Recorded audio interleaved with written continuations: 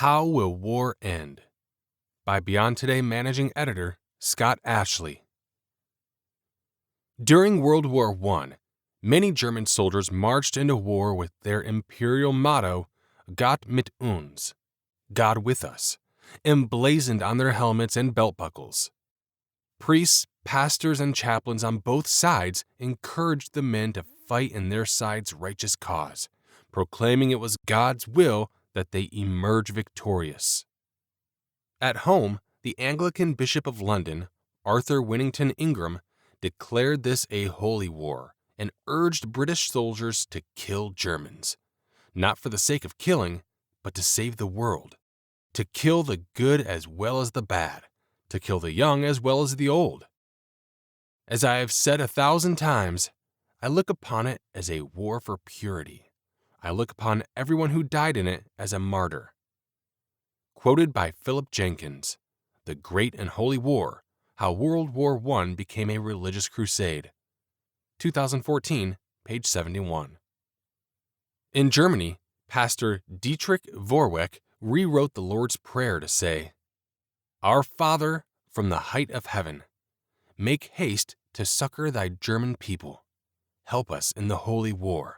Lead thy German Reich to glorious victories.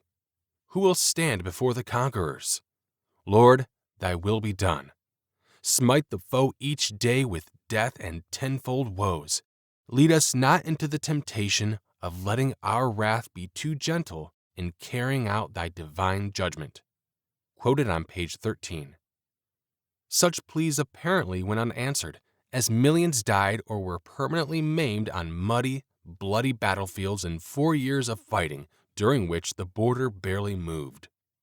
A striking commentary on the war was offered by Britain's Harry Patch, the last soldier to have fought in the war's trenches and who died in 2009 at the age of 111.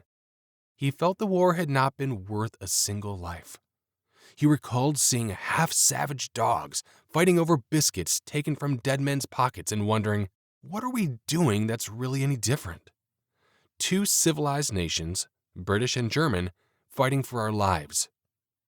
In summary, he commented, What we fought for, I now don't know. Pages 2 through 3. This is not to say that World War I was without result. 4 empires fell. The world's first communist state came into being. The world that existed before 1914 was destroyed, and the stage was set for even greater carnage in the Second World War. One effect that continues to this day is that millions of people lost their faith in a God who could allow such indescribable suffering. But God is not uninvolved or uncaring. He cares deeply about His creation, about His children of all nations and races. One of the Bible's best-loved passages tells us, God so loved the world that He gave His only begotten Son, that whoever believes in Him should not perish but have everlasting life. John 3:16. And God will bring about offering the opportunity for salvation to all mankind, just not in the way most people expect. As explained in this issue, God is not offering salvation to the entire world now, nor is He trying to end human suffering now. He knows that human beings the world over must learn some very painful lessons before being willing to admit that the way of peace they have not known. Romans 3:17, quoting Isaiah 59:8.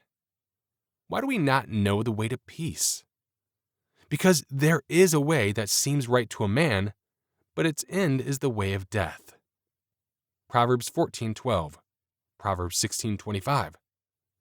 The way that seems right to our thinking has led to generations of bloody wars in which we have learned to kill each other in increasingly efficient ways. But it will not always be this way. As also explained in this issue, a time is coming in which Jesus Christ, as King of Kings and Lord of Lords, shall judge between the nations and rebuke many people. Isaiah 2:4. As a result, they shall beat their swords into plowshares and their spears into pruning hooks.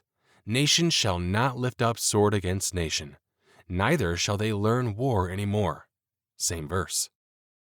This is describing the coming kingdom of God, the same kingdom for which Christ tells us to pray, Your kingdom come.